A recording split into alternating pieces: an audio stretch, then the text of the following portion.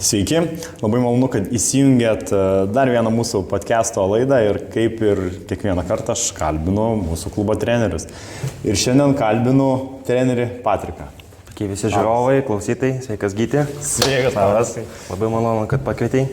Labai malonu, kad taip noriai atėjai ir pakalbėti. Tai iš karto gal paprašysiu, kad prisistatytum, jeigu tavęs nepažįsta, žmonės, kurie pas tavę sportuoja, arba žmonės, kurie nesportuoja. Dar nežino manęs. Tai pradėjau treniruoti nuo šių metų, ta prasme grįžau, mano vardas Patrikas, esu pirmo Q, kol kas dar pirmo Q treneris, tai treniruoju Molėtuose ir dar naujoji Vilniui treniruotis. Toks jau Vileika ir Molėtus uždominavęs. Jau. Okay. Tradicinis klausimas, Patrikai, kaip tu pradėjai karatė, kas tave atvedė, nuo ko prasidėjo tas tavo karatė kelias? Tai tikriausiai yra toks gal populiariausias variantas, kai mama nenorėjo, kad aš tiesiog sėdėčiau namie, kažko norėjo mane įterpti, tai iš vis karatė pradėjau atitiktinai, pradėjau nuo baseino 2 metus lankiau, pradėjau nuo krepšinio 5 metai, na ir kai jau nubodo, ta prasme reikėjo keisti ir mes kraustėmės, tai nebuvo išeities, reikėjo kitą sportą ieškoti, tai atrado tą lapelį ir pasakė, karatė nori pabandyti? Noriu. Po pirmos treniruotės įsivariau, labai patiko ir taip ir pradėjusi mano karjerą. Už influencinę, ne? Jo. Bet tai, kiek tau metų buvo? Karatė pradėjau nuo 2 klasės, tai čia 8-9 metai. Jo. Okay. Ir tuo tarpu užsiminėjau ir krepšinio, ir karatė. Okay. Paskui mečiau, reikėjo rinktis. Reikėjo pasirinkti, tai tas daugas dažnai būna. Tai karatė ir fulė, žinai, tą gyvenimo kryžkelę pradinuko, karatė krepšinis. Kuo daugiau krepšelių reikia. Jo, of course. Ok, tu dar minėjai, kad breakdance'ą. Jo, tai tas yra toje pačioje srityje. Kažkaip pradžiai buvo tik tai baseinas, reikėjo dar kažką užsiminėti išskyrus plaukimo. Tai mama kažkaip surado skelbimą apie breakdance'ą. Tai pavaikščiau pusę metų, gal metus. Supratom, kad su mano svoriu mažo, buvau vis tiek stambus. Toks ir išlikau šiaip, tai sunkokai. Nors ir stengiausi ir patiko, man viskas šiaip patiko jaunesnėme amžiuje, bet atsisveikinti. Bet tu galėtum išnerti, įsisukė. Jo, kaip kabarero kažkokia. Beibleidą, galėtum su Dominika varyti olimpiadą sukti. Nusvarto geras. Tai čia realiai mama tau atrado įstumės. Dabar tu varysi, žinai. Jo, tiesiog išieškoja. Ir prilipo. Jo. Tu sakei, kad pradėjai savo sportinį kelią nebudorai. Nebudorai, taip. Okay. Tai viskas prasidėjo nuo tokio seno klubo sensėjaus. Pradžią atėjau treniruoti pirmą, ten iš karto kažką reikia nešioti, nešiojom kriaušės, buvo didelė salė, krepšinio salė, paprastas mokyklai. Ir pirmas užduotis apšiliminis pakabinti kriaušės. Vaikų buvo daug. Ruošti salę. Jo. Vaikų buvo daug, tai labai įdomu, toks netradiciškas, kad paruošti, ten paskui technika, visus atskirdavo, daug trenerių buvo, ne vienas treneris. Keli treneriai buvo? Buvo keli treneriai, vienas pagrindinis, o ir dar jo padėjėjai. Nes vis tiek daug, visa salė buvo, kaip pavyzdžiui, egzaminą kokiam ateina ir reikėjo su kiekviena lygmenim dirbti. Okay.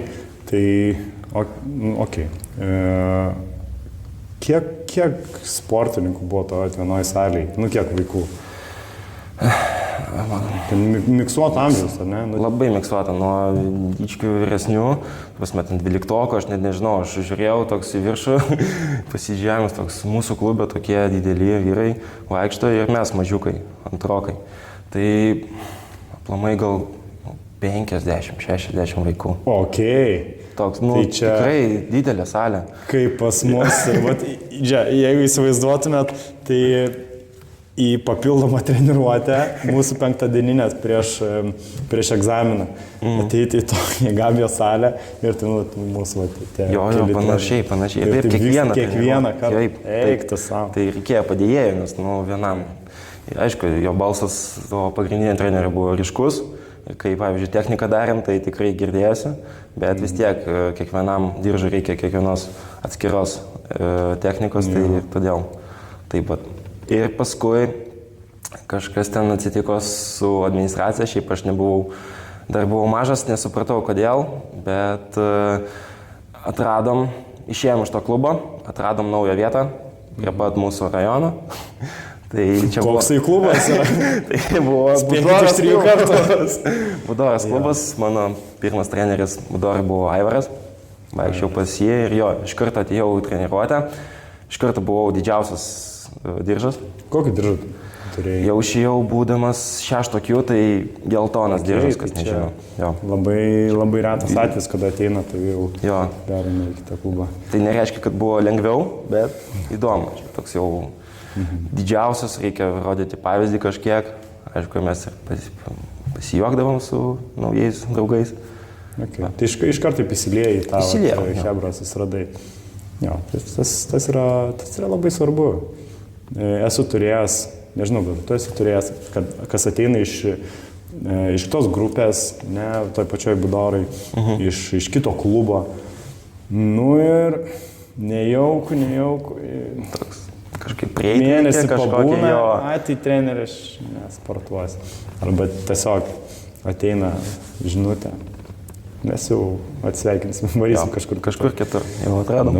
Okei, žinai, kad jo. Įspėjo ir pats Aivaras stengiasi įvesti tą Hebrą. Bet nebuvo sunku šiaip. Iki šiol, matau, pas kitą dabar pas Julį treniruojasi, tai iki šiol susitinkam. Nors ir nelabai žodžiais apsitarinėjom, bet džiugu matyti, kad tie iš pirmo trenerio laikų Budorai išliko tie. Išliko, okei. Yra. Žiauri kieta, žiauri nai. Jo. Tai žiūrėk, Patrikai, kai tu atėjai į Budorą, nes su 6 Q, kiek tu metų maždaug tada buvo? 6 Q per 2-3 metus įsiginiau. Tai maždaug 11 gal? Toks jau penktokas, jo, toks. Okay.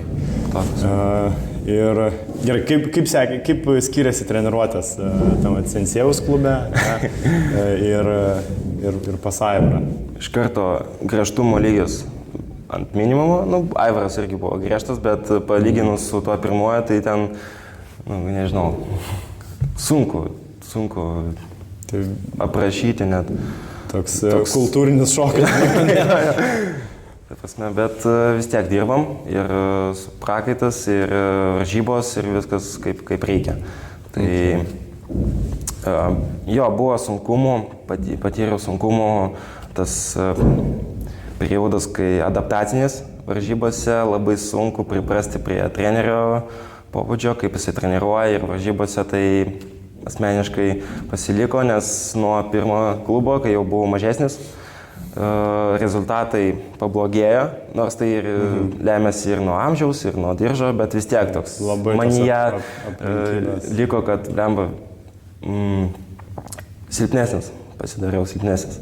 Ir gal kelius metus tik 3, 4 vietos ir jau toks nusiteikimas, kad man čia nieks nepavyks, bet dėka mama, dėka tėvais išlikau ir pradėjau po truputį tobulėti. Ir jau 3 vietos pasiliko, aišku, ne visam, bet jau startavau. Po to kilai podiumo laipteliais. Jo, čia tas toksai laikotarpis, kur tėvai turi labai sužais, labai palaikyti. Labai įtakoja. Jo, kartu su trenerio pagalba. Esu turėjęs labai daug trenerių dirbu kiek, 10 metų. Jau, tai čia aš labai daug praėjo per mane sportininkų.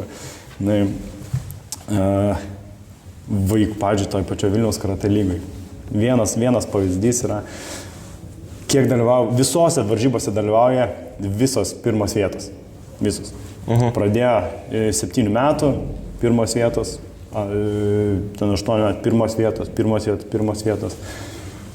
Apsigynė per vienus metus vienas diržas. Tai 3 metai, tai taip jau, pažįstamas su karate, viskas tvarkoj.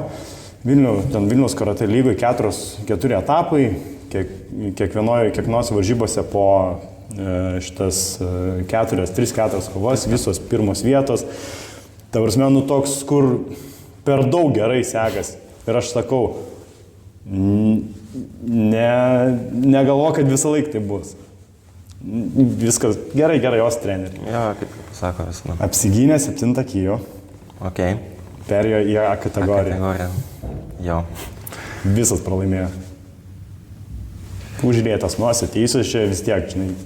Ateidavo, išmesdavo koją, per pusę minutės laimėdavo tas kos. Kur galvoju, kam aš eisiu, žinai, gal ne į visas varžybas eisiu, nes siek visas laimėsiu. Ir sakau, tu sportavo gerai, viskas tvarkoja. Atvarė, aš nesuprantu, kas treneriu, kodėl aš pralaimėjau. Jis stipresnis. Nes tuo metu kaip tik, prasideda brendimas. Vaikų šokas. Taip. Prasideda brendimas, daugiau sportininkai gauna jėgų daugiau, sustiprėja, žinai, ta raumeninė masė didėja, tas jauni paaugliai. Tai ir labai daug nesusitvarko su tuo. Kažkaip taip labai hitina. Aš atsimenu, Mantas buvo, gerai, Manto nebuvo, nes aš pirmas varžybas pralaimėjau, po 5 metų, žinai, pradėjau laiminėti. Bet jo, tas psichologinis toks sunkumas yra. Ir todėl bręsta karatistai, kad moka su to susitvarkyti. Ja. Tai jeigu praeini tuos sunkumus, tai tikėtina, žinai. Tikrai lengviau. Lengviau. Jeigu pirmą praeini, tai, žinai, ir toliau. Supratom. Tai gerai, tai papasakok, kaip varžybose sekėsi. Vis tiek sportavai iki 12 klasės, ne? Iki 12, kol neprasidėjo visi egzaminai. Tai jeigu po etapais, tai pirmas varžybos, kaip ir sakiau, laimėdavau su 1-2 vietą, kai buvau mažas dar, paskui perėjau Budorą. Aišku, būdavo tos 2 vietos, bet ir buvo tų pastovių varžovų, su kuriais norėtųsi, pirmose varžybose nepavyko jų nugalėti, o antrose tikrai pavyks, azartas tikrai buvo. Bet vis tiek tas 2 metus 3 vietos, toks jau, man čia nesiseka. Paskui vėl Aivaras išėjo. Atėjo toks Artūras, jis jau pas mus nebe treniruoja, bet jisai jau susijėmė, biški kito pobūdžio treniruotis buvo, vis tiek akcentas ant rankų labiau ir prasidėjo pralaimėjimai, 2 vietą jau toks matosi rezultatas. Okay. Prasidėjo dalyvavimai Lietuvos čempionate vaikų, plus dar, kur yra Baltic Cup. Ir ten irgi sušoviau, aišku, buvo tų stipresnių priešingų, bet šiaip rezultatas aplamai buvo neblogas. Tai kažkaip pasidarė taip, kad dalyvavau galų gale 14 metų, jau beveik 15 Europos čempionate sudalyvavau. Aišku, likau prizininku, bet džiugina tai, kad pralaimėjau prieš čempioną, tai vis tiek patirties gavau. Čia žinai, sako, buvau tik prizininkas, Daug žmonių nepatenka į Europos čempionatą. Jo, tai čia yra big deal. Ne, sveikinimai. Ne, čia jau buvo, prieš 10 metų. Ok, kaip ta visa patirtis international, tarptautinė su kitų valstybių kovotojais? Labai buvo džiugu matyti labai daug kovotojų iš kitų šalių. Prasme, vis tiek visą gyvenimą kovau prieš lietuvius, na ir jau pažinau veidus, ten pažįstamus, su kažkuo ten pasikalbam, pasijuokiam, kovose sukovojam ir varom namo. Ir jo, ta rinktinė buvo pažįstama, bet kai jau iš Lenkijos, ten Latvijos, Ispanijos, toks wow, yra dar daug gerų kovotojų. Jo, ir pamačiau, kad nuo tų metų supratau, kad ir kaip čia gruzinai, labai geri kovotojai ir prieš jį kaip tik pralaimėjau. Jo, tai nuo to tarpo tas lygis mano buvo asmeniškas paaukštintas, norėjau tapti tokiu pat stiprių, ištvermingių, ypač su mano svoriu tai labai norėjosi.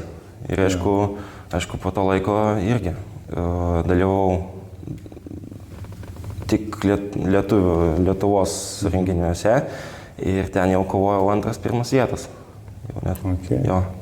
Kas yra irgi? Aišku, buvo tų priešingų, dėl kurių pralaimėdavau ir reikėjo analizuoti jau, daug žiūrėti ir ieškoti silpnumo, bet pasisekė.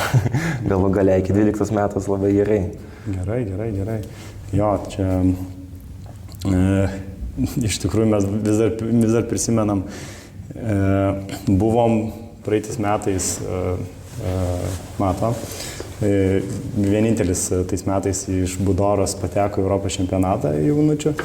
Nu ir varėm, kadangi Klaipėdoj buvo, tai, tai kodėl? Varom, žinai, aišku.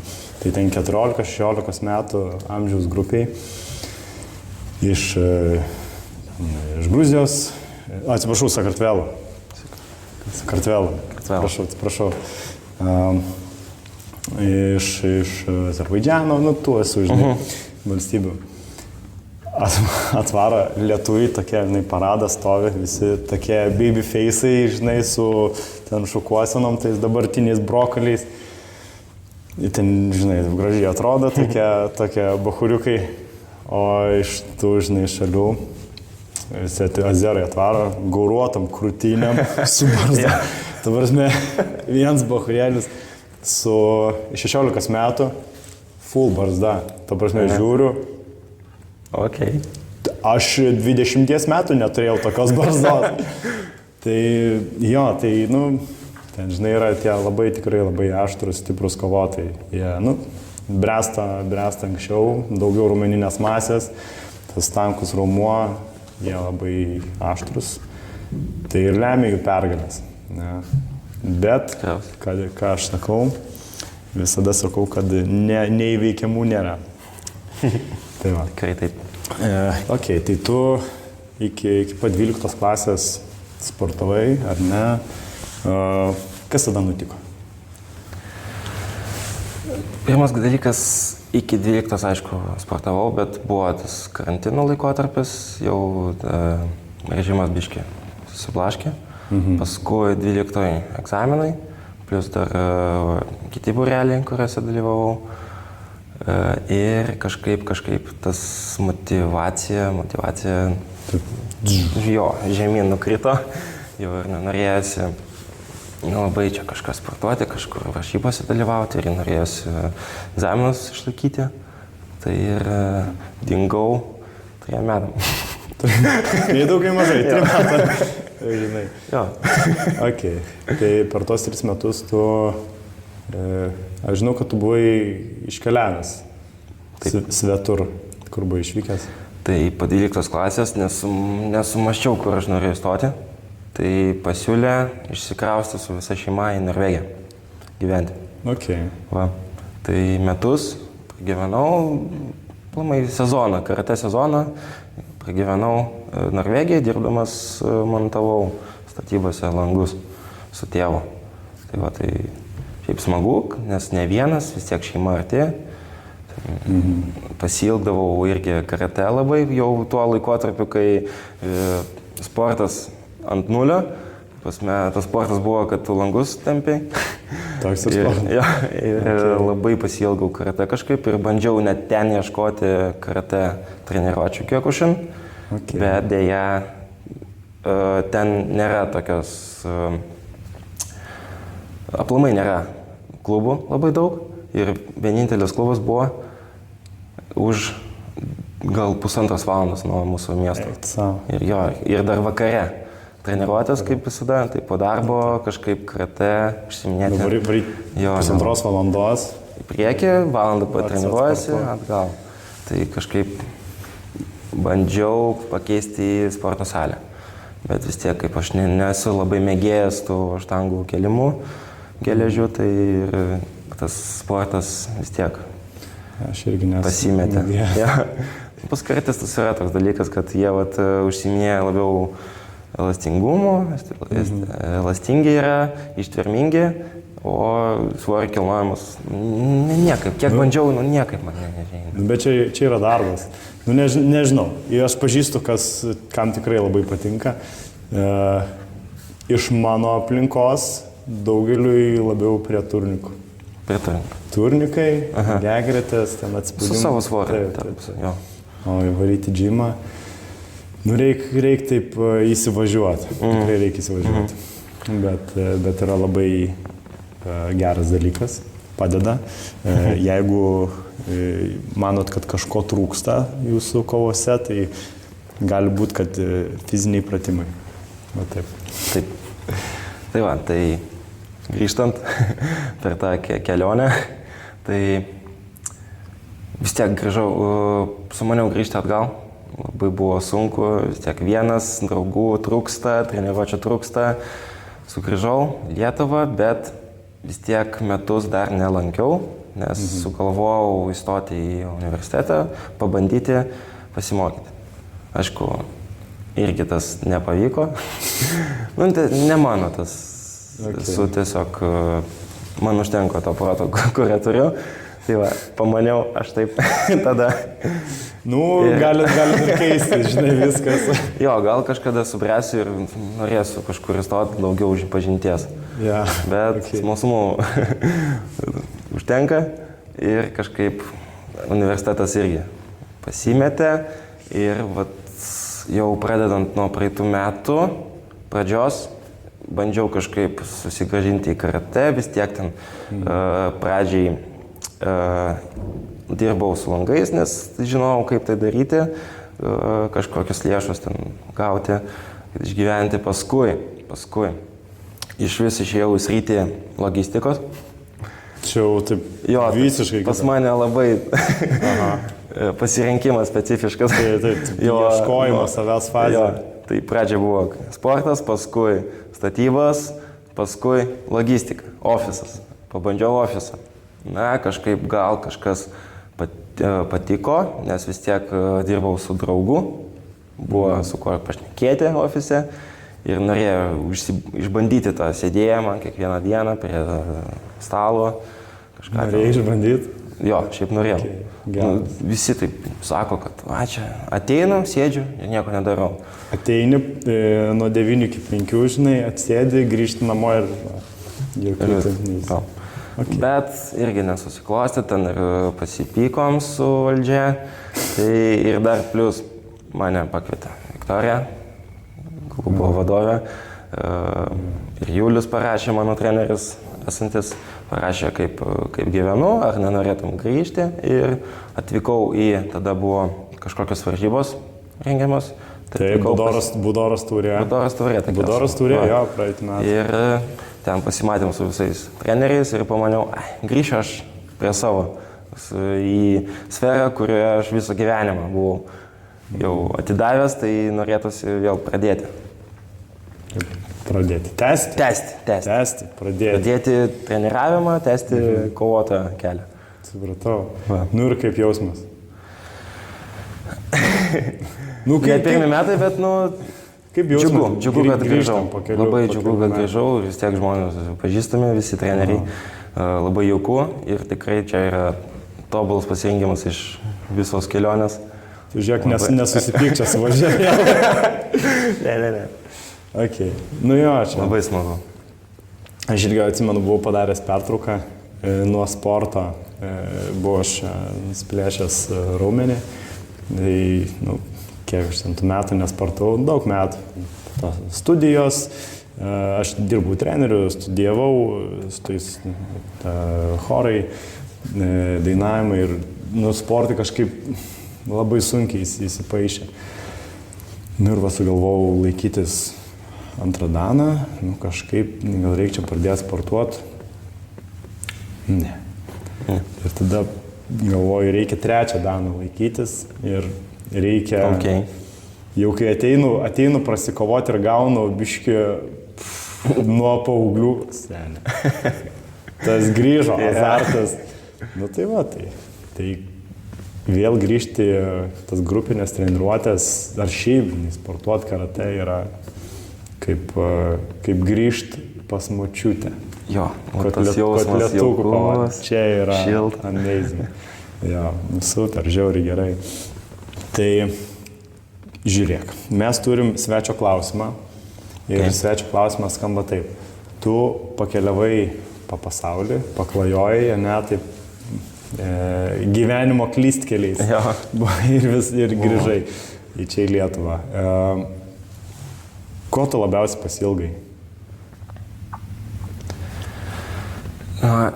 Logiškai pasakyti Norvegijos, nes vis tiek, kaip sako, Norvegijos kalnai plus ežerai, labai įspūdingas.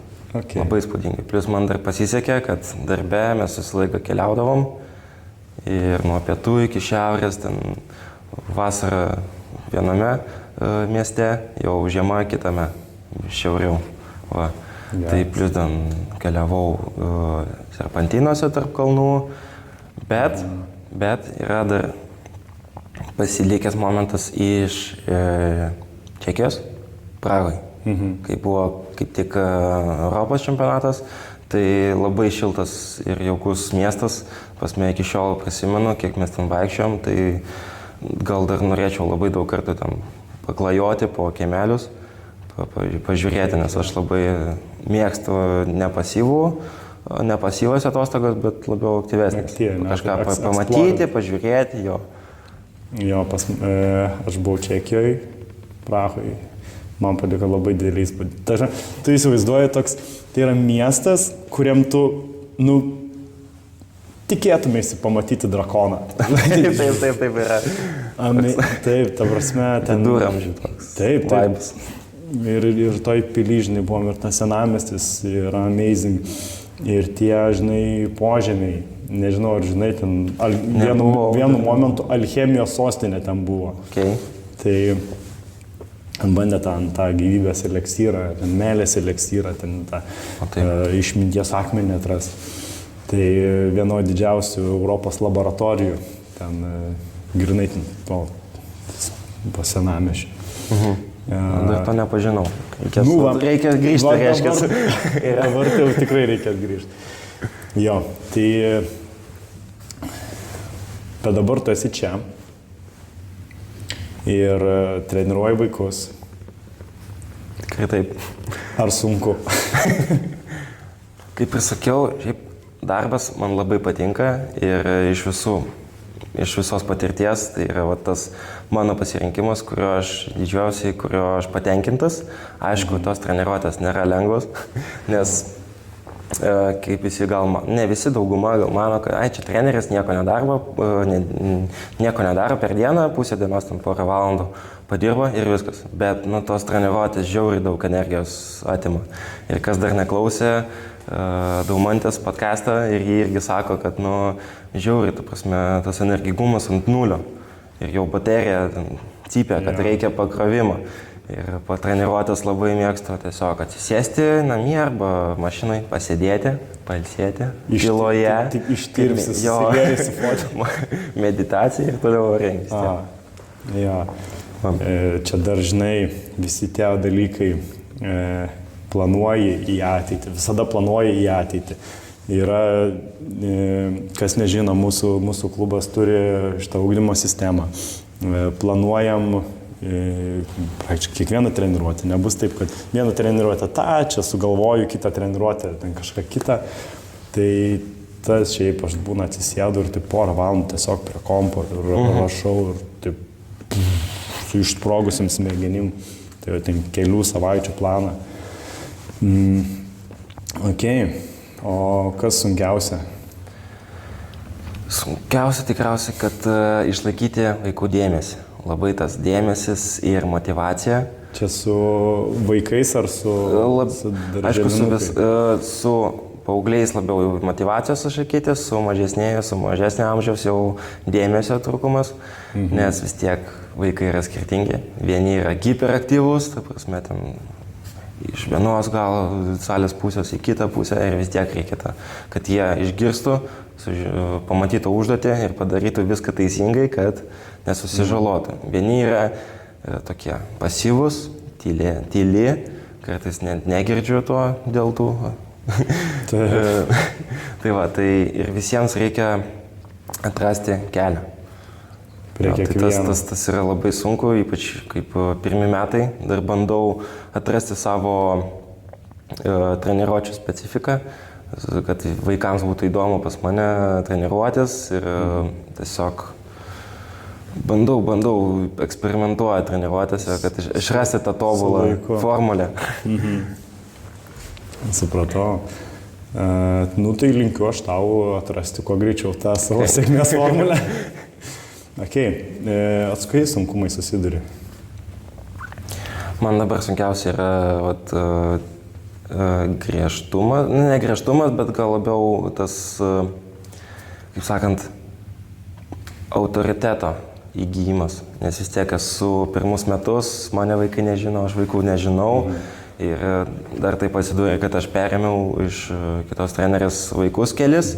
Aišku, ne visi buvo, iš Aušros. Bet vis tiek jie gal labiau pripratę prie kito pobūdžio treniruočių. Ir tai irgi labai į treniruotės lemia treniruotės.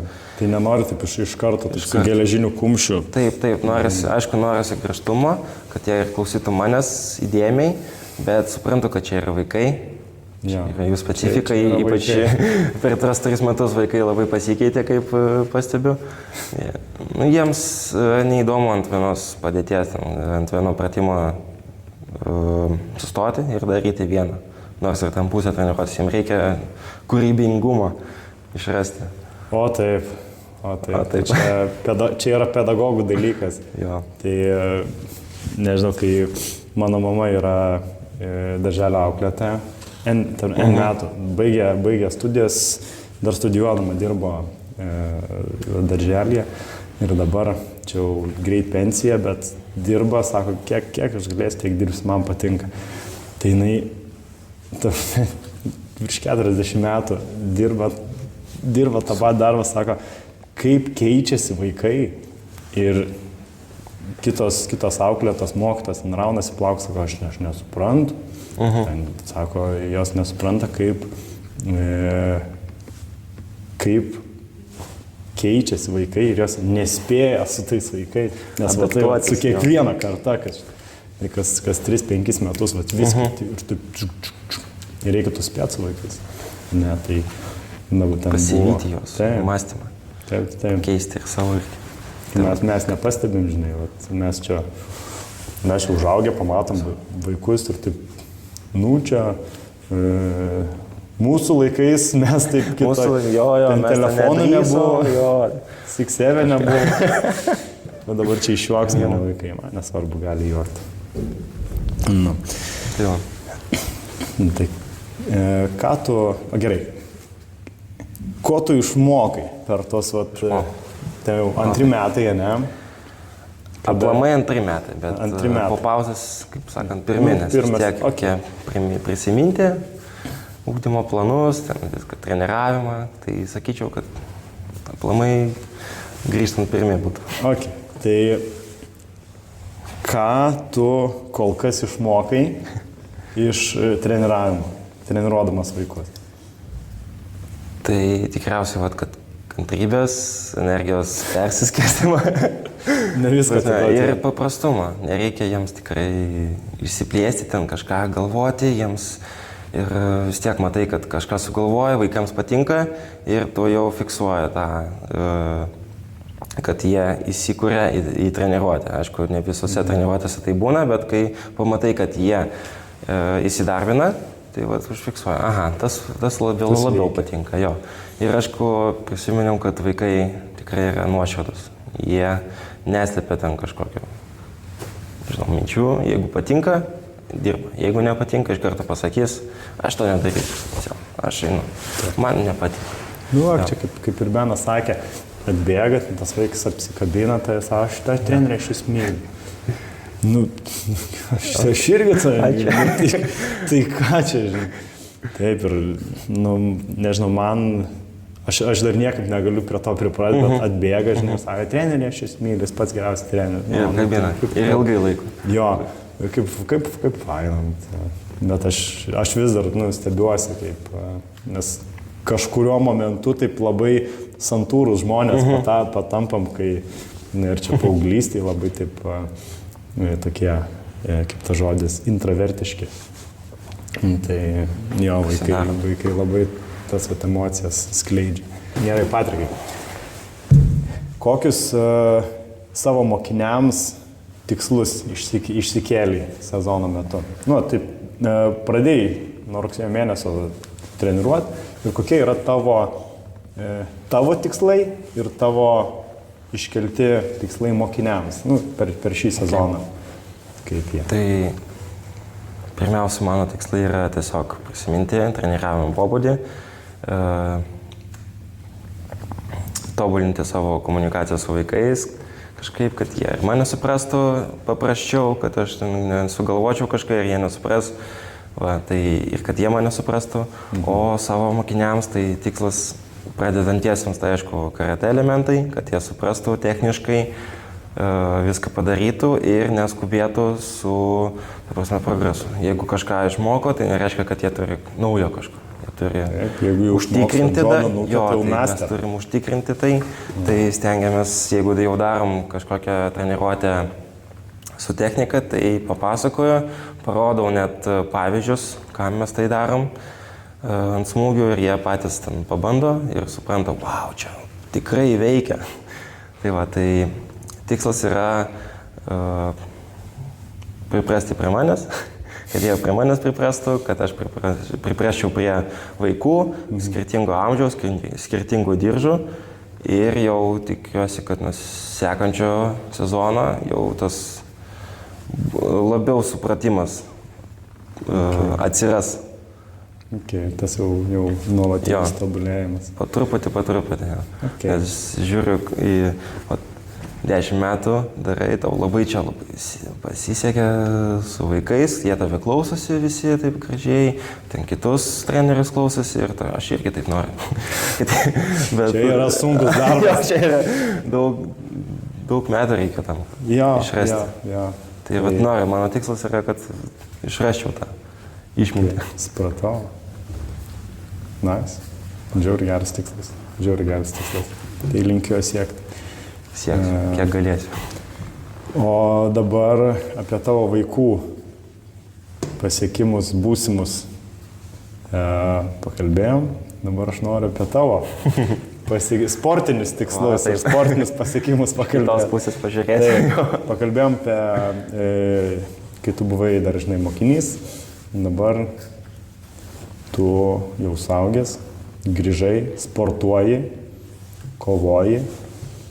Tai kokie yra tavo sportiniai tikslai? Ar šiaip tiesiog karate, ar kažką tai darysi, gal diržą keisi? Gal, papasakas. Tai tikrai per tos 3 metus labai daug kas pasikeitė ir savyje, ir ištvermės tos nebeliko beveik, ir kūnas pasilpnėjo, ir reikia viską tą grąžinti, ir aš vertinu save tada ir dabar, ir labai norisi pasivyti save ir aplenkti. Tai stengiuosi, treniruosi, dabar pradėjau ir kovoti, treniruotės karate, treniruotės salėje, bandau išlaikyti tą tempą, kad kuo greičiau grįžti ir pagaliau sukovoti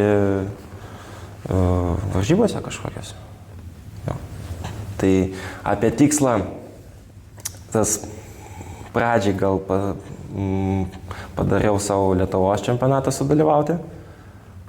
Jo, tai toks pradinis tikslas, pradinis. Kol kas, bet tam tikslui reikia dirbti ir stengiuosi tą formą grąžinti. Tai čia, kaip, metai laiko. Metai laiko. Aišku, dalyvavimas ir kitose varžybose tikrai bus. Tikrai pamatysit, jeigu kas stebės. Stebėsim, vat specialiai. Ateikit, kad aš aptinkčiau. Gerai, spaudimas iš prižadėjau. Jis išgirdo, tai pirmieji.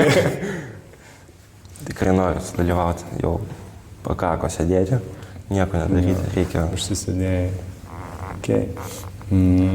Kaip dėl diržo? Diržas, jo. Juodas diržas, jau vasarą planuoju. Šią vasarą planuoju išsiginti, nes pradžiai, kodėl atėjau ir kas mane užvedė, tai pamačiau labai daug juodų diržų. Ir man pasakoja, kad čia yra ištvermingiausi, stipriausi kovotojai. Tai mano toks vaikystės svajonė išlaikyti juodą diržą. Ir net kai buvau išėjęs iš karate, aš žinau, kad aš kažkurio momentu ateisiu ir išlaikysiu tą juodą diržą. Tai svarbu, ar po 10 metų, ne? Kaip? Nebuvai numetęs tos, čia užšiau. Ne, tikrai, aš žinau, kad išėjau, bet grįšiu dėl juodo diržo, tai buvo toks pasiekimas mano gyvenimo. Tas viduje tas kirminas vis gyveno, graužia. Vienas laiptelis liko ir kažkaip mečiau, tai man taip nesusikavo tas dalykas, reikėjo ateiti ir iškovoti. Jo. Nu, žiūri gerai. Aš visada irgi taip sakau, visi žino tą vieną diržą. Nu, ne žalia su ruda juostele. Čia žalia su ruda juostele. Tas, kuris nežino apie karatė, tai čia 1, 6, o tai kiek tų diržų, visi žino juodą. Aš turiu juodą diržą. Tu meistras. Tai va, tas juodas, jeigu pradėjai, tai čia, žinai, juodas diržas kaip mokyklos tas atestatas. Karate segmente. Karate mokyklą, žinai, baigėjai. O tada jau kitus diržus. Čia jau savanoriškai, jeigu jau nori tęsti. Jo. Savanoriškai karate universitetą. Į magistratūrą vakarą. Ok. Tai vienu žodžiu ir laikysi diržą ir sugrįši ant tatamio. Tai mes savo klubo gretose turėsim labai rimtą kovotoją. Ok, supratau. Gal mes jau laikas baigėsi tam mūsų pokalbiui. Trumpai gal tada keli klausimai pabaigai. Kaip vyksta tas pasiruošimas tavo juodam diržui, dar sakai, irgi varžybom, po ilgo laiko, kai, kaip sakai, buvai užsisėdėjęs, nesportai, kaip tu įsivažiuoji, žinai, ir iš karto tas 5 treniruotės per savaitę, ar po truputį įvažiuoji, kaip papasakok. Pradžiai pradėjau karate tiesiog treniruotės, bet man to kažkaip jau neužtenka, tai pradėjau, kaip ir sakai, 5 treniruotės į savaitę, kiekvieną dieną, po valandą jo. Iš pradžių karate? Karate, kaitaliuoju. Salė karate. Aišku, tos treniruotės nėra, neišsiplėšiu visai, nes dabar tik pradėjau, jeigu sakant. Tai po truputį noriu grąžinti formą, o paskui jau dirbti tarp jau kažkokių savo elementų kovos, kažką gerinti, kažką pastiprinti raumenis, smūgius ir metų laiko turiu pasigerinti. Na, jeigu nepavyks per metus, per 2 metus, vis tiek tas varžybų norisi labai. Ir jau suaugusiu, kaip dar nedalyvavęs, tai labai noriu patirti. Tai debiutas bus. Debiutas bus. Dar debiutas bus. Žiauriai gerai. Tai labai fainai. Tai gerai, nes pas mus ta sunkiasvorio kategorija, tokia, yra keli geri kovotojai, bet ir viskas. Yra Eventas, yra Paulius. Na ir reikia įveikti tą kliūtę. Ir viskas, žinai. Bus dar +1. Bus dar +1. Jo. Tai kovų yra, galėsi išanalizuoti ir sugrįši ir sakys, kas čia naunėjimas, bam! Super, tai linkiu gero pasirašymo tau, apsiginti diržą pakeisti spalvą, įrašyti savo vardą į Budoras juodų diržų sieną. Ir aš norėčiau, kad palinkėtum žiūrovom, kurie žiūri Trumpas palinkėjimas. Jo, šitą laidą. Tai, aišku, belia koks kelias būtų, nebijoti niekada jį tęsti. Jeigu kažką pabaigėt arba nedabaigėt, visada yra laiko. Ir tikrai reikia rasti jėgų, išeiti į tą kelią vėl. Tai svarbu gyventi drąsiai, nebijoti lavinti save ir neišduoti savo vertybių tikriausiai. Ir viskas kitas ateis savaime. Super. Žiauriai geras palinkėjimas. Tai ačiū tau. Ačiū Gyti. Gerai, nepamirškit palikti laiko, komentaro, prenumeruoti ir pasidalinti su savo draugais.